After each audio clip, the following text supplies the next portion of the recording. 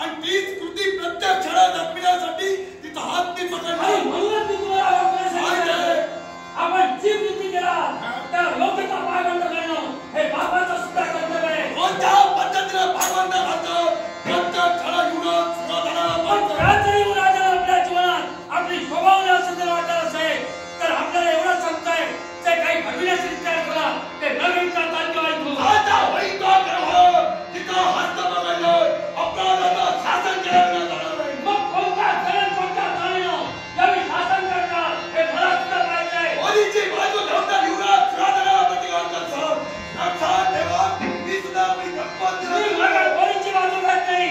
न्याय करताना योग्य ते न्याय करणे बापाचं काम आहे पण तो न्याय जर कशा तऱ्हेचा असेल तर ते योग्य करतो.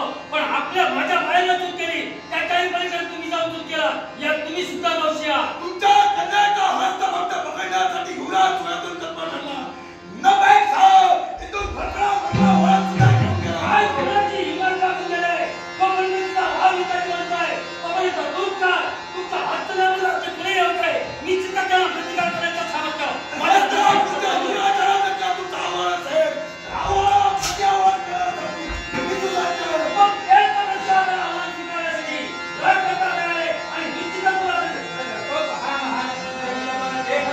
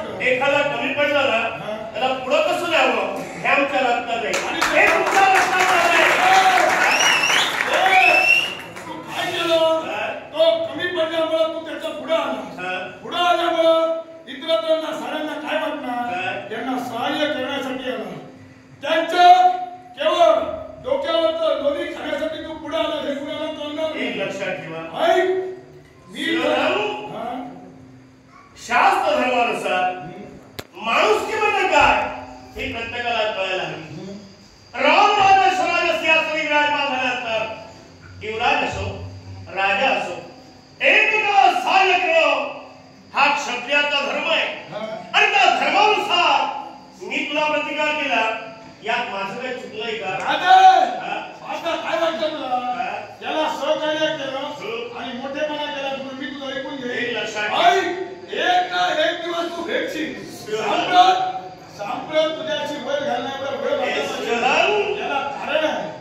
कशासाठी? याला कारण भानुमती. कारण मी प्रतिस्पर्धाचा विचार केव्हाच करत नाही. अरे रण दोन उद्धव राहतात. शाब्दिक संघर्षानं किंवा शस्त्र संघर्षानं तो पराजित होईल किंवा विजय होईल तो त्याच्या बुद्धिमत्तेचा प्रश्न आहे. पण मला मात्र आव्हान तेव्हा करू नकोस. कोणतं काय? तुझ्यासारख्याला आव्हान केलं की मजा देणार नाही आणि म्हणून तुझ्यासारख्याला आव्हान करावं असं वाटतं. पण संपत माझ्यापाशी वेळ नाही. याला कारण भानुमती आहे. त्या भानुमतीची विवाहबद्ध होईल हे आजपर्यंत मित्रत्वासाठी झटला आणि म्हणूनच त्याच्या बाजूला आपण त्या वतीला केवळ पाच मारायला आणि म्हणून त्याच्याशी संघर्ष करण्यासाठी